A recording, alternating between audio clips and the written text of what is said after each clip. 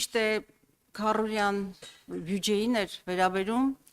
բայց կարծում եմ, որ մենք ավելի լուրջ, ոչ թե ավելի լուրջ, ավելի ծանր եւ ավելի առաջնահերթ շեշտադրումների մասին պետք է խոսենք։ Եվ Արցախի կորստից հետո երևի հաջորդ ամենացավալի ապտակը, որի մեջ մենք շարունակում ենք ապրել, դա ինչին անդրադարձավ Արթուր Խաչատրյանը, Բաքվում ընթացող կեղծ դատավարություններն են։ Դատավարություններ, որտեղ այսօր մեղադրյալի աթոռին նստած են Արցախի ռազմաքաղաքական ղեկավարությունը, ինչպես նաև պահվող այլ անձինք, եւ դրան զուգահեռ, ինչպես նշվեց, ՑՄԱ դատապարտման պահանջ դատախազի կողմից 16-ից 19 եւ 20 տարի, այսպես պահանջ Բաքվի կողմից։ Եվ դրան զուգահեռ Հայաստանում տոտալ մերժում Հայաստանի իշխանությունների կողմից տոտալ բառը միգուցե շատ նուրբ է ասած, ուղղակի պղծության հասնող ուրացում եւ այսօր ցեղասպան Ադրբեջանում, ցեղասպան Բաքվում կեղեքվում են եւ դատապարտվում են ռազմաքաղաքական ղեկավարներ, ովքեր Արցախի, ովքեր նաեւ Հայաստանի անկախության, նաեւ Հայաստանի անվտանգության համար են այսօր զոհասեղանին հայտնվել։ Եվ թվում է, թե պիտի Հայաստանի քաղաքական, թե ներքաղաքական եւ թե արտաքին քաղաքական օրակարգում մեր գերիների ռազմաքաղաքական նաեւ ղեկավարության վերադարձի հարցը լիներ ամենաբարձր առաջնահերթությունը գերակայությունը եւ հակառակ մի շարք պնդումներին, որը կատարվել է նաեւ արտաքին գործերի նախարարի շուրթերով, թե իբրև թե մեր իրենց գերակայությունը եւ բոլոր հնարավոր միջազգային ատյանները օգտագործում են, միջազգային ամբիոնները օգտագործում են այդ հարթակները գերիների վերադարձի առնչությամբ, բայց արդյունքում ունենք 0 արդյունք եւ ավելին քաղաքական մեծամասնության շուրթերով հայտարարություններ են այսպես տարածվում, որ իրենց օրակարգը բոլորովին այլ է եւ մենք նաեւ ապացույցներ ունենք, հստակ ապացույցները, այլ վերջերս այստեղ Եվրանես խորհրդարանական վեհաժողովի, ուրեմն վեհաժողովի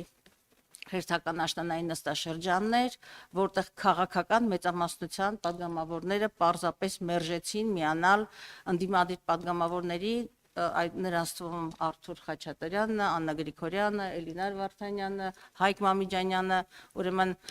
բանաձևի փոփոխության առաջարկին, որը վերաբերում էին գերիների անհապաղ վերադարձի եւ ազատ արձակմանը, բայց դրան նախորդել են նաեւ Պորտոյում տեղի ունեցող ԵԱՀԿ խորհրդարանական վեհաժողովը, որտեղ նույնպես իմ կողմից առաջարկված բանաձևին պարզապես չքվեարկեցին, չմիացան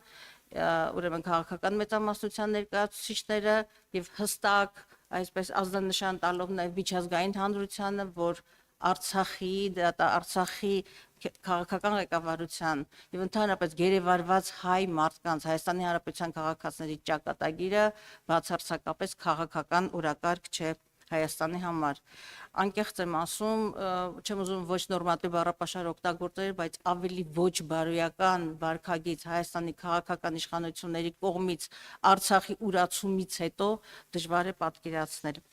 Բայց եթե ժամանակ ունենք, ես կուզենայի մի քիչ անդրադառնալ բյուջեի, հատկապես հոգևոր մշակութային ոլորտին, ոլորտը, որի նկատմամբ բացառիկ հետաքրքրություն ունեմ եւ մեկ անգամ եւս նաեւ այս բյուջեով եւ ընթացիկ արդյունքներով ինչ ունենք, ապացուցվում է, որ այս իշխանությունների կողմից ունենք մեր կապարանոց պոպուլիստական հայտարարություններ եւ իրականություն, որը բացարձակապես այդ պոպուլիստական հայտարարությունների հետ կապ չունի։ Առաջինը վերաբերում է գիտությանը, հակառակ հայտարարությանը, թե գիտությունը կայուն զարգացման անկյունակարային ոլորտներից պիտի լինի, վերջերս ուղղակի առերեսվեցինք այն իրողությանը,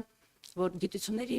ազգային ակադեմիան պարզապես լուծարվեց, դառնալով ընդամենը խորհրդատվական կազմակերպություն եւ այն պարագայում հիմնադրամ, ավելի շուտ այն պարագայում եւ դեռ Հայաստանում չկա հաստատված գիտության զարգացման ռազմավարական ծրագիր։ Ես կուզենամ խոսեմ նաեւ շատ տարփողվող հանրակրթության բարեփոխումների մասին, ընդամենը մի քանի ցուցանիշ ասեմ, ատեստացիա, որը անդադար թափահարվում է ուսուցիչների կամավոր ատեստացիան, ատեստացիայի անցել Հայաստանի Հանրապետության ուսուցչական կազմի ընդամենը 20%-ը, տարակարգ ունի 1426 ուսուցիչ,